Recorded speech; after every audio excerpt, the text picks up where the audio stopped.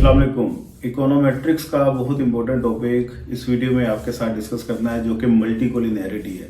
Violation of OLS assumption में एक most important violation है जी ये अजम्पशन की मल्टीकोलिनियरिटी। और इस वीडियो में आपको पता चलेगा मल्टीकोलिनियरिटी होती क्या है, इसका मीनिंग, डेफिनेशन और इसके सोर्सेज कौन कौन से हैं। तो जुड़े रहिएगा, इस वीडियो को एंड तक लाजमी देखिएगा। चैनल पे नए हैं तो सब्सक्राइब कर दीजिएगा। Without wasting of any time start करते हैं जी आज की वीडियो। मुझे इकोनॉमिक्स पोर्टल से प्यार है जी। सबसे पहले बात की जाए व्हाट इज मल्टीकोलिनियरिटी, इसका कॉन्सेप्ट क्या है। मल्टीकोलिनियरिटी, कोलिनियरिटी ये बोलते हैं दो वेरिएबल के दरमियान रिलेशंस, और अगर दो वेरिएबल्स से ज्यादा आपके वेरिएबल्स के दरमियान, दो से ज्यादा वेरिएबल्स के दरमियान रिलेशन पाया जाए उसे फिर बोलते हैं मल्टीकोलिनियरिटी। तो ये आम तौर पे एक ऐसी सिचुएशन है जिसमें आपने एक रिग्रेशन मॉडल बनाया, मल्टीपल का रिग्रेशन मॉडल। उसमें जितने भी इंडिपेंडेंट वेरिएबल्स हैं, 3, 4, 5, 6 जितने भी आपने रखे हुए हैं, उनमें से कोई से दो वो आपस में रिलेट करना शुरू हो जाएं, या दो से ज्यादा, 3, 4 कितने भी वो हो सकते हैं, आपस में अगर रिलेट करना शुरू हो जाए तो फिर यहाँ पे इस प्रॉब्लम को बोलेंगे मल्टीकोलिनियरिटी की प्रॉब्लम, जो कि ओएलएस की अजम्पशन की वायलेशन है। क्योंकि ओएलएस की अजम्पशन में हमने ये सीखा कि जितने भी इंडिपेंडेंट वेरिएबल या रिग्रेसर्स होंगे आपके मॉडल में, वो आपस में रिलेट नहीं करेंगे, आपस में इंडिपेंडेंट होंगे। क्योंकि इसका फिर इम्पैक्ट वाई के ऊपर क्या आ रहा है वो आपको ठीक तरीके से पता नहीं चलेगा अगर वो वेरिएबल्स आपस में रिलेट करना शुरू हो जाए। तो हम एक ऐसा मॉडल बनाना चाहते हैं जिसमें इंडिपेंडेंट वेरिएबल्स का कंबाइंड इफेक्ट वाई के ऊपर क्या आ रहा है, डिपेंडेंट वेरिएबल के ऊपर क्या आ रहा है, वो उसी सूरत में पता चलेगा अगर वेरिएबल्स आपस में एक दूसरे के साथ इंटर रिलेट ना कर रहे हों। तो ये इसका कॉन्सेप्ट है। अब आते हैं जी इसके मैं स्क्रीन के ऊपर आपको ले आता हूं। ये देखिए मल्टीकोलिनियरिटी, इसके नोट्स मेरे पास बने पड़े हैं, किसी को चाहिए हो तो वो राब्ता कर सकता है, आपको ये मिल जाएंगे। बहुत हेल्पफुल और फायदेमंद है बच्चों के लिए। Meaning, multicollinearity means the existence of perfect और एग्जैक्ट लीनियर रिलेशनशिप अमंग सम और ऑल एक्सप्लेनेटरी वेरिएबल्स। कुछ वेरिएबल्स का भी आपस में रिलेशन हो सकता है या सभी का भी हो सकता है। Definition: the existence of perfect or exact linear relationship among some or all explanatory variable is called multicollinearity. Introduction, इसको सबसे पहले इसमें इंट्रोडक्शन में यही बातें लिखी हुई हैं कि ओएलएस की वायलेशन है जी अजम्पशन की, और इसका कॉन्सेप्ट सबसे पहले किसने इंट्रोड्यूस करवाया, यहाँ पे लिखा हुआ है जी प्रोफेसर रेंजर ने। प्रोफेसर रेंजर फ्रिश ने इसका कॉन्सेप्ट सबसे पहले 1934 में इंट्रोड्यूस करवाया, और इसमें यही है कि इंडिपेंडेंट वेरिएबल्स वो आपस में रिलेट कर रहे हैं कि नहीं कर रहे, ये हमें चेक करना होता है। यहाँ पे एक एग्जांपल दी हुई है जी। For example we assume that the consumption of an individual, वो डिपेंड करती है उसकी इनकम पे एंड वेल्थ पे। हमने ये तीन वेरिएबल ले लिए, कंजम्पशन, इनकम, वेल्थ। अब हम इनकम और वेल्थ का कंजम्पशन के ऊपर इम्पैक्ट क्या आ रहा है ये देखना चाहते हैं। लेकिन यहाँ पे क्या हुआ कि जो दो इंडिपेंडेंट वेरिएबल हमने लिए, y और w, मतलब इनकम एंड वेल्थ, ये आपस में अगर रिलेट करना शुरू हो जाए तो मतलब फिर मॉडल के अंदर मल्टीकोलिनियरिटी की प्रॉब्लम है। फिर कंजम्पशन का जो इम्पैक्ट है इन दोनों वेरिएबल का कंजम्पशन के ऊपर, वो ठीक तरीके से एलेबोरेट नहीं हो पाएगा, डिफाइन नहीं हो पाएगा।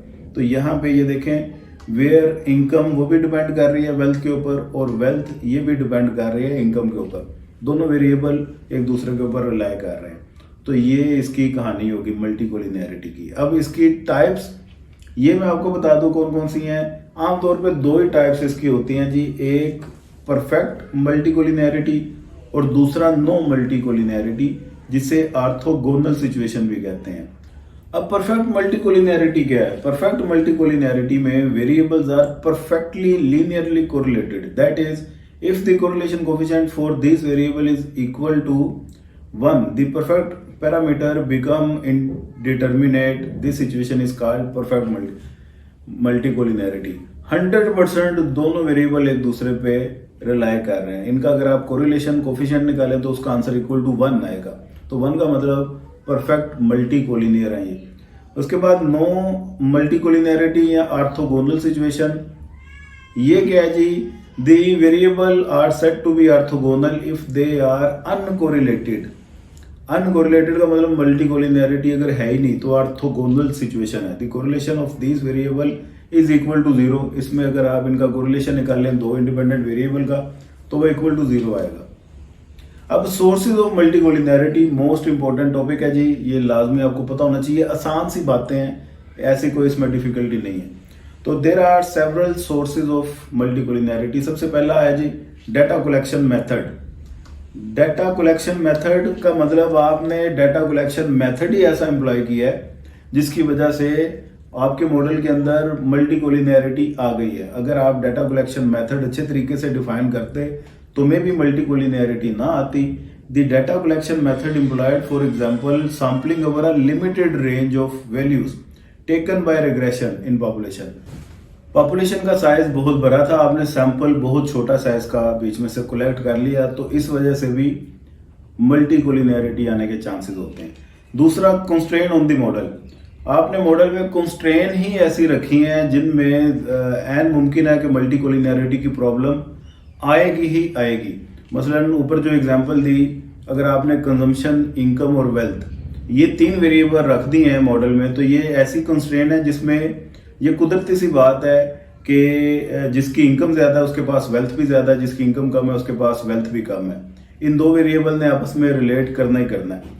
यहाँ आप इलेक्ट्रिसिटी कंजम्पशन एक ये वेरिएबल ले लेते हैं एज अ डिपेंडेंट वेरिएबल, और 2 वेरिएबल ले लेते हैं हाउस साइज और इनकम, ये 2 इंडिपेंडेंट वेरिएबल हैं। तो यहाँ पे 2 इंडिपेंडेंट वेरिएबल भी आपस में रिलेट करेंगे ही करेंगे, क्योंकि जिसकी इनकम ज्यादा उसका हाउस साइज भी ज्यादा होता है, जिसकी इनकम कम उसका हाउस साइज भी कम होता है। इस तरह की अगर आप कंस्ट्रेन रख रहे हैं मॉडल में तो ज्यादातर चांसेस हैं कि आपके मॉडल में मल्टी कोलिनियरिटी आ जाएगी। मॉडल स्पेसिफिकेशन, मॉडल को अच्छे तरीके से अगर आपने स्पेसिफाई नहीं किया तो भी मॉडल के अंदर मल्टी कोलिनियरिटी आ जाती है।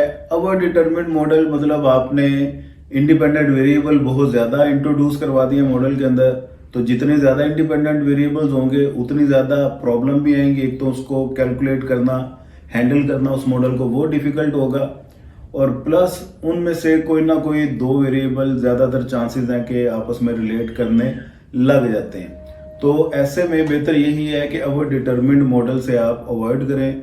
मॉडल जितने कम वेरिएबल होंगे, 2-3 वेरिएबल रखें, वो आइडियल होते हैं। जितने ज्यादा इंडिपेंडेंट वेरिएबल होंगे उसके अंदर फिर मल्टी कोलिनियरिटी के चांस भी ज्यादा ही होते हैं। लैग्स, अगर आपने लैग्स इंट्रोड्यूस करवा दी हैं मॉडल में, मसलन एक वेरिएबल है वो आपने एज अ इंडिपेंडेंट वेरिएबल लिया हुआ है, साथ ही उसी वेरिएबल का लैग xt मिसाल के तौर पे आपने इंडिपेंडेंट वेरिएबल लिया हुआ है, दूसरा इंडिपेंडेंट वेरिएबल आपने xt-1 ले लिया है, तो वो दोनों इंडिपेंडेंट वेरिएबल फिर आपस में एक दूसरे के साथ रिलेट करेंगे। ये ज्यादातर चांसेस ऐसे लैग्स इंट्रोड्यूस करवाने से भी आ जाते हैं मल्टी कोलिनियरिटी के। इनहेरेंट करैक्टरिस्टिक्स, बाद औक़ात मॉडल के इनहेरेंट करैक्टरिस्टिक्स ही ऐसे होते हैं उनके अंदर मल्टी कोलिनियरिटी आ जाती है। अगेन इसमें वही एग्जांपल है, आपने 3 वेरिएबल ले लिए हैं जिसमें इनकम, वेल्थ और कंजम्पशन है, तो ये 3 वेरिएबल के इनहेरेंट करैक्टरिस्टिक्स ही ऐसे हैं, उन्होंने आपस में रिलाई और डिपेंड करना ही करना है एक दूसरे के ऊपर। तो ये इसके सोर्सेज हैं। इन सोर्सेज को अगर आप अवॉइड करें तो मल्टी कोलिनियरिटी से बचा जा सकता है। बहरहाल सेपरेट किसी वीडियो में आपको मैं इसके रेमेडियल मेजर वो बताऊंगा और मल्टी कोलिनियरिटी की डिटेक्शन का मेथड कौन कौन सा है ये डिस्कस करेंगे। तो आज तक के लिए इतना ही है जी, दुआ में याद रखिएगा। अगेन चैनल पे नए हैं तो सब्सक्राइब कर दीजिएगा, दोस्तों के साथ इसे शेयर लाजमी कर दीजिएगा। हमारे इकोनॉमिक्स और इकोनोमेट्रिक्स की ऑनलाइन क्लासेस कंटिन्यू है, नोट्स भी अवेलेबल हैं, रिकॉर्डेड लेक्चर्स भी अवेलेबल हैं। किसी को चाहिए और रब्ता कर सकता है। खुदा हाफिज।